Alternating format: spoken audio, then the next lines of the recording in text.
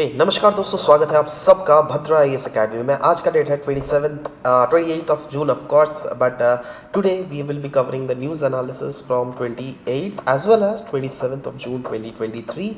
It is presented by me Shubhdeep and yes guys, इस PDF का जो लिंक रहेगा वो नीचे डिस्क्रिप्शन सेशन में लगा दिया जाएगा। आप वहाँ पर जाकर इसको डायरेक्टली डाउनलोड भी कर सकते हो। चलिए, सबसे पहले हम लोग डायरेक्टली पीआईबी का ये न्यूज़ एक्सट्रैक्ट कर रहे हैं। हम लोग बात करेंगे यहाँ पे जोहार राइस। यस, जोहार राइस क्यों न्यूज़ में था कि रिसेंटली, क्योंकि recently institute of advanced studies in science and technology ने एक्सप्लोर किया था कुछ प्रॉपर्टीज़ जिसको हम लोग कहते हैं न्यूट्रास्यूटिकल प्रॉपर्टीज़ ऑफ जोहार राइस। ये इसलिए किया जा रहा है क्योंकि इन्वेस्टिगेट करना है दैट जोहार राइस खाने से पोटेंशियल इसके बेनिफिट्स क्या क्या होते हैं। ऐसा जो कहा जाता है दैट जोहार राइस खाने से रिस्क ऑफ डायबिटीज़ घटता है, कार्डियोवास्कुलर डिजीजेस के रिस्क जो है वो लोअर होते हैं। क्या वो सच है? ये ट्रेडिशनली क्लेम किया जाता है अगर आसाम में, राइट, देख लीजिएगा तो इसी के बारे में आज के सेशंस में हम लोग यहाँ पर देखेंगे that whether it actually happens. So yes, जोहार राइस। जोहार राइस जो है ये एक जीआई टैग्ड राइस है इंडिया में, in fact from the part of north east India, that is from the state of Assam. And यह एक एरोमेटिक राइस है। जी हाँ, एरोमेटिक मतलब ये काफ़ी ज़्यादा सुगंधित राइस है, बहुत मतलब बहुत ज़्यादा सेंटेड राइस है, राइट। एंड यस, ये नॉर्थ ईस्ट इंडिया के असम में जीआई टैग भी इसको मिला हुआ है, राइट। नाउ जोहार राइस में जो फैटी एसिड्स है ना, यहाँ पे बोला जा रहा है दैट ह्यूमन बॉडी जो है बहुत कुछ चीज़ें खुद से प्रोड्यूस नहीं कर पाता है, जो क्या ये फैटी एसिड्स को इजीली जोहार राइस खाने से आराम से प्रोड्यूस हो जाता है, जिससे, और वो फैटी एसिड्स कौन से है, वो है ओमेगा 3 फैटी एसिड, जो क्या प्रिवेंट करती है मेटाबॉलिक डिजीजेस जैसे डायबिटीज़, कार्डियोवास्कुलर डिजीज़ या फिर बहुत समय तो कैंसर भी रिड्यूस करती है। Additionally if you will see then yes, researchers ने फाउंड आउट किया है दैट सेंटेड जो वैसे Johar rice which is very much scented, they had the more balanced ratio of omega 6 to omega 3 fatty acids as compared to normal। देखो, दो varieties होते हैं, एक ऐसा वैरायटी होता है जो क्या सेंटेड वैराइटीज होता है, एक होता है non scented variety. Non scented और सेंटेड में डिफरेंस ये है, बोला जा रहा है दैट सेंटेड वैरायटी में रेशियो जो होता है ना omega 6 to omega 3 fatty acids का, वो ज़्यादा कंपोज, ज़्यादा एप्ट होता है as compare to the non scented variety. ठीक है, चलो अब we will be discussing about the very next issue. Here we will discussing about plant literacy. Now this is a new term and probably this seem to be coinciding with the terms of ecology. So let's see what do we mean by this term called plant literacy. देखो, plant literacy is what? Plant literacy is emphasization that the need for plant, देखो actually क्या हो रहा है ना, अभी दुनिया भर में स्टडीज़ करके ये पता चला गया है दैट कहीं ना कहीं plant literacy if you are ensuring that undoubtedly that हम लोग जो आने वाले समय में फार्मिंग के सेक्टर में रेजिलियंस ला सकते हैं, वो बहुत इजी तरीके से लाया जा सकता है। सो सवाल होता है, सबसे पहले तो हम लोग देखते हैं ये प्लांट लिटरेसी होता क्या है, उसके बाद ना हम लोग डिसाइड करेंगे दैट यस हम लोग यहाँ पे रेजिलियंस जो लाएंगे कैसे लाएंगे या नहीं लाएंगे, right. So yes, what do we mean by plant literacy? It refers to understanding and knowledge about plants. जी हाँ, प्लांट्स के बारे में अंडरस्टैंडिंग प्रॉपर, प्लांट्स के बारे में प्रॉपर नॉलेज को डेवलप करना, that is what plant literacy is, right. अब इसमें हम लोग प्लांट्स के स्ट्रक्चर, प्लांट्स के फंक्शनिंग, प्लांट कैसे कैसे रीजन में किस किस टाइप के क्लाइमेटिक कंडीशंस में किस किस टाइप के इकोलॉजिकल अरीनाज में अपने आप को अडेप्ट कर सकें, that is what we are reading in the plant literacy. Means if you are reading about any sort of plant, then we are not only reading about the fact that what kind of plant it is, we are also reading about the whole structure of that plant. We are still going through the fully functions that is being done by the plants, the adaptations that is being done by them, right? matlab overall in plant literacy it involves being aware of the role of plant, that what the plant is, what is the role that the plant is playing in the various ecosystem, and we are also watching out to the fact that what is their interaction with the environment, that how they are interacting with the environment, whether that interaction is good for the human survival or not. So everything, if we have the holistic knowledge about plant, then this very study is called plant literacy. And it is being said that अगर we have the proper plant literacy, then our responses towards the farming activities will also be optimized. अभी जो farming activities जो कि properly शायद कहा जाता है that yes the you know it is not much optimised, तो कहा जा रहा है इससे यस ऑप्टिमाइजेशन होने की ज़्यादा प्रोबेबिलिटी है ना। सवाल होता है बेनिफिट्स क्या है भैया प्लांट के? बहुत ज़्यादा बेनिफिट्स है। ऑक्सीजन सप्लाई प्लांट्स ही तो करती है, फूड सोर्स कौन प्रोवाइड करता है? प्लांट ही तो करता है ना। अब देखिए ना, plants are primary producers, right? तो yes plant as a food source. Oxygen आप खुद सोचिए ना, फोटोसिंथेसिस से जो है वो क्या अल्टीमेटली रिलीज करती है? ऑक्सीजन ही तो करती है ना, जो क्या कोई भी ह्यूमन या फिर कोई भी लिविंग ऑर्गेनिजम्स के लिए बहुत ही ज़्यादा इंपॉर्टेंट है। वैसे ही वाटर मैनेजमेंट, अर्थ का जो वाटर साइकिल होता है ना, उसमें भी plants plays a very important role. Climate regulations, yes plant absorb carbon dioxide तो रेगुलेट कर रही है ना ग्रीन हाउस गैसेस को। बायोडाइवर्सिटी सपोर्ट, यस प्लांट यही नहीं हैबिटाट भी फूड तो प्रोवाइड कर ही रही थी, हैबिटाट्स भी प्रोवाइड करती है to a large variety of biodiversity that exist in our ecosystem, right? So yes these are the various benefits of plant. Now next news is about WTO के trade disputes. न्यूज़ में इसलिए था क्योंकि India और United states of America ने दोनों ने मिलकर रिजॉल्व कर लिया, उनके बीचों में 6 डिस्प्यूट्स एग्जिस्ट कर रही थी वर्ल्ड ट्रेड ऑर्गेनाइजेशंस में। कुछ डिस्प्यूट्स रेज किए गए थे इंडिया के द्वारा, जैसे countervailing measures on certain hot rolled carbon sheet flat products from India, जो क्या यूएसए में किया जा रहा था, measures relating to renewable energy sector, certain measures related to steel and aluminium products. वैसे ही यूएसए के द्वारा भी कुछ चीज़ें हैं जिसको इनिशिएट किया गया था। अब इन दोनों ने, इंडिया और यूएसए ने मिलकर इसमें बहुत हद तक सॉल्व कर लिया डिस्प्यूट्स को, राइट? और वर्ल्ड ट्रेड ऑर्गेनाइजेशन का जो डिस्प्यूट्स है ये मेनली इसको सॉल्व किया जाता है 3 स्टेजेस में।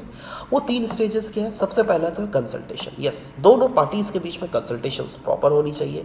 दूसरा है establishment of dispute settlement panel if the consultation fails. अगर कंसल्टेशन फेल कर गया, जी हाँ, जैसे पहले इंडिया और यूएसए के बीच में ये चीज़ जो है, अब यहीं पर अगर हम लोग सॉल्व कर लेते तो ये सब सिचुएशन आने ही नहीं देंगे ना हम लोग, समझ रहे हो? Yes that is why this consultation phase is very very important.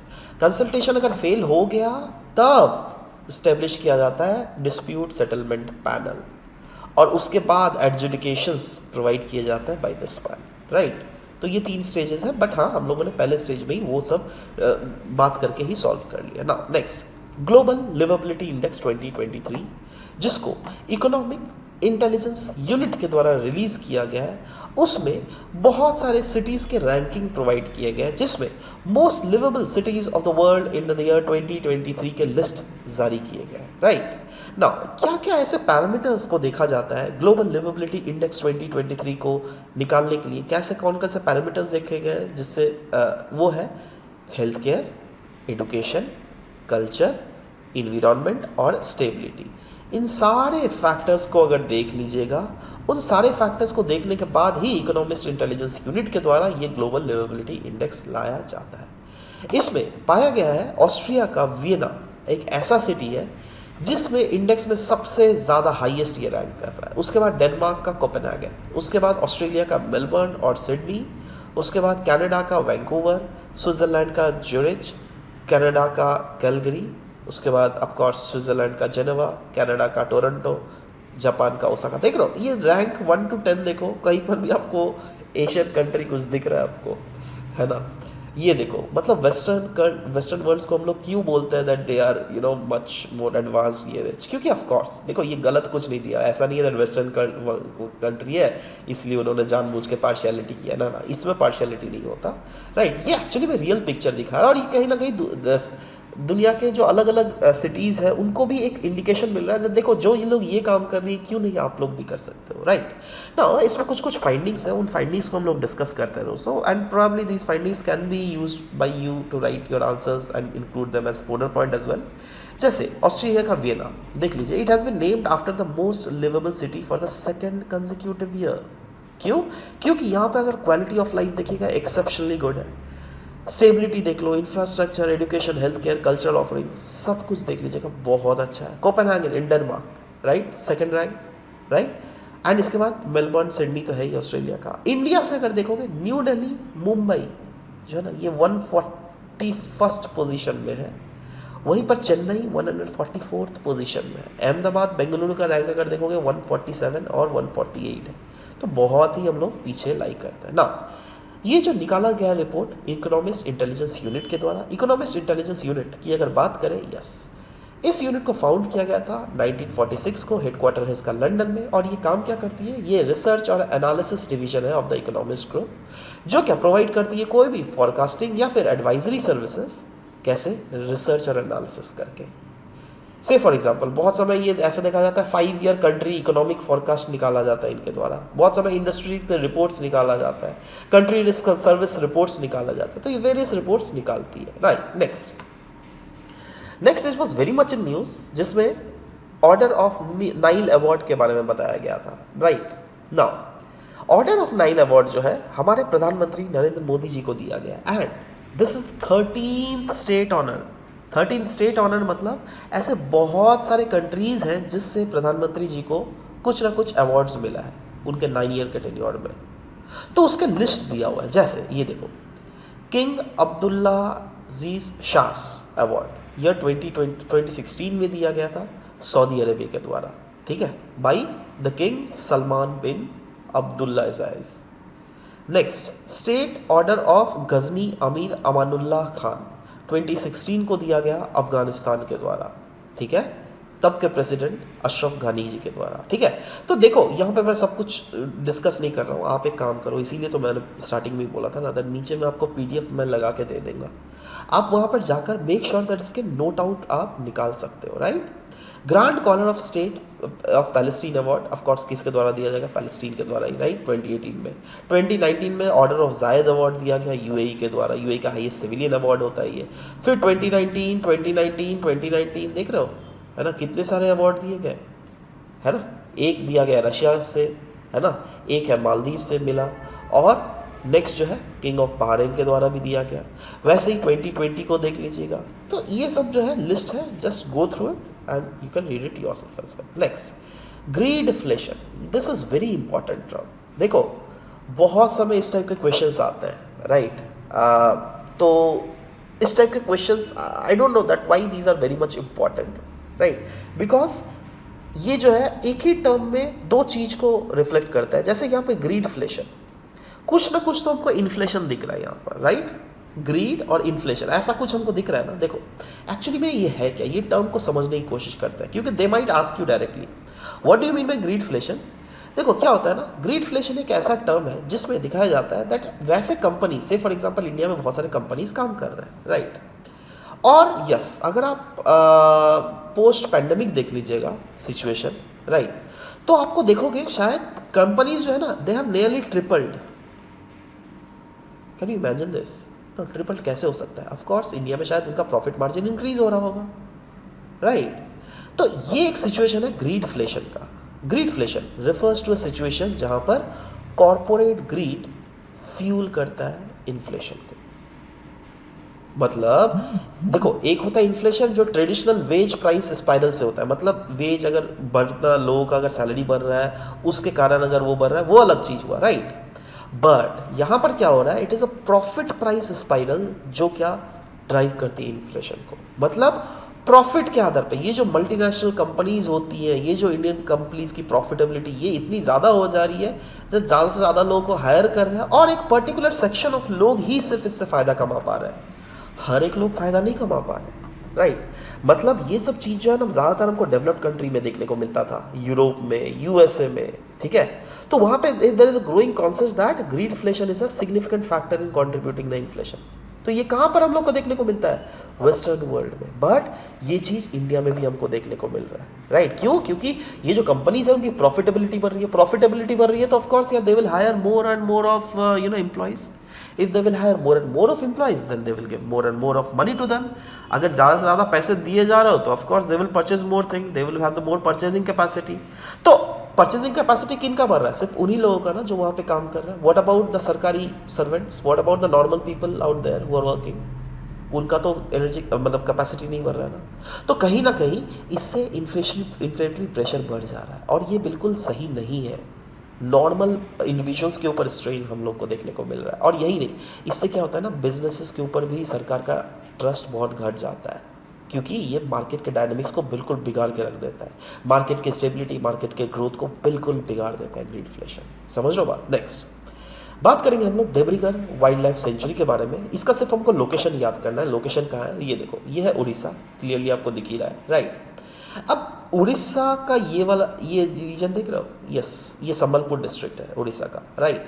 अब वहाँ पे हीराकुद डैम है। अब उसी रीजन के आजू बाजू ही देखो ये जासरगुड़ा डिस्ट्रिक्ट है, राइट। तो उसी रीजन के आसपास ये देब्रीगढ़ वाइल्ड लाइफ सेंचुरी हमको देखने को मिलता है। तो इसका जस्ट लोकेशन याद रखिए, that is more than enough. Next Indian express का ये न्यूज़ था regarding solar mean magnetic field.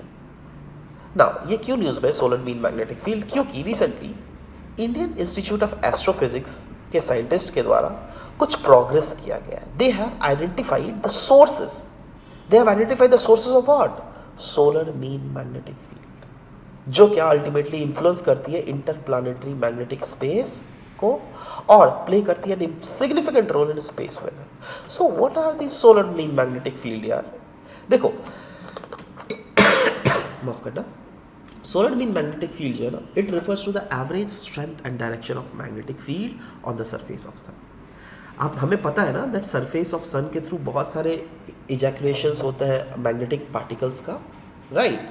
तो यही है सोलर मीन मैग्नेटिक फील्ड। ये एक एवरेज स्ट्रेंथ है और एवरेज डायरेक्शंस है मैग्नेटिक फील्ड का सन के सरफेस के ऊपर।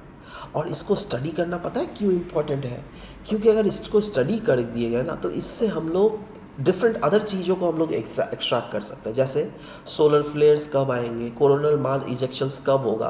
क्योंकि अगर हमको टाइमिंग पता चल गया इनका इजेक्शंस होने का तो हम आराम से उसी टाइम में अपने सोचो अर्थ के ऊपर में जितने भी सारे इक्विपमेंट्स चल रहे हैं, मेजर इक्विपमेंट्स, उसको बंद कर देंगे जिससे कि वो ख़राब ना हो जाए। क्योंकि हमको पता है दैट ये सोलर ये जो इजेक्शंस होता है इसके कारण बहुत समय अर्थ के ऊपर जो डिवाइसेस हैं, सैटेलाइट्स हैं, वो सब बहुत समय खराब होता है, वो हमको दिखने को मिला, राइट। सो इसीलिए इनका स्टडी करना is very very important for us, right. तो अगर ओवरऑल हम लोग फिर से एक बार डिस्कशंस कर ले, अभी तक हम लोगों ने जो जो चीज़ें आज के सेशंस में पढ़ा, पहला था जोहार राइस के बारे में, उसके ऊपर स्टडी किया जा रहा है, उसके न्यूट्रास्यूटिकल प्रॉपर्टीज़ को स्टडी किया जा रहा है। बेसिकली देखा जा रहा है दैट क्या है उसके फ़ायदे हैं, क्या है उसके नुकसान है। प्लांट लिटरेसी हम लोगों ने डिस्कस किया, देखा जाए हाँ plant literacy is very much important for us, right. Plants के द्वारा क्या क्या बेनिफिट्स प्रोवाइड किया जाता है, यस, इसको आप इकोलॉजी एंड इन्वायरमेंट के टर्म्स में एज अ नोट उतार सकते हो। WTO डिस्प्यूट्स के बारे में हम लोगों ने डिस्कस किया। ग्लोबल लिवेबिलिटी इंडेक्स बहुत बहुत ज़्यादा इंपॉर्टेंट, 5 स्टार में लगा दे रहा हूँ इसमें, राइट। और इसको याद करना है आपको, किसके द्वारा निकाला गया, इकोनॉमिक इंटेलिजेंस यूनिट के द्वारा। क्या क्या कौन कौन से कंट्रीज़ के ये बहुत अच्छे रीजन्स हैं, yes, that also we have discussed. Economic intelligence unit के बारे में भी हम लोगों ने डिस्कस किया। ऑर्डर ऑफ 9 अवार्ड के साथ साथ ऐसे सारे अवार्ड जो क्या प्रधानमंत्री नरेंद्र मोदी जी को वेरियस कंट्रीज़ के द्वारा मिला है, उन सब के बारे में आज के सेशंस में हम लोगों ने डिस्कस किया। ग्रीडफ्लेशन क्या होता है, बहुत एक नया टर्म है। आशा करता हूँ दैट इस बार नेक्स्ट बार शायद आपको क्वेश्चन में ये पूछा भी जाए, इसके बारे में हम लोगों ने डिस्कस किया। और हम लोगों ने देब्रीगढ़ वाइल्ड लाइफ सेंचुरी के बारे में डिस्कस किया, कहाँ पर इसका लोकेशन है। And finally we have discussed about solar mean magnetic field.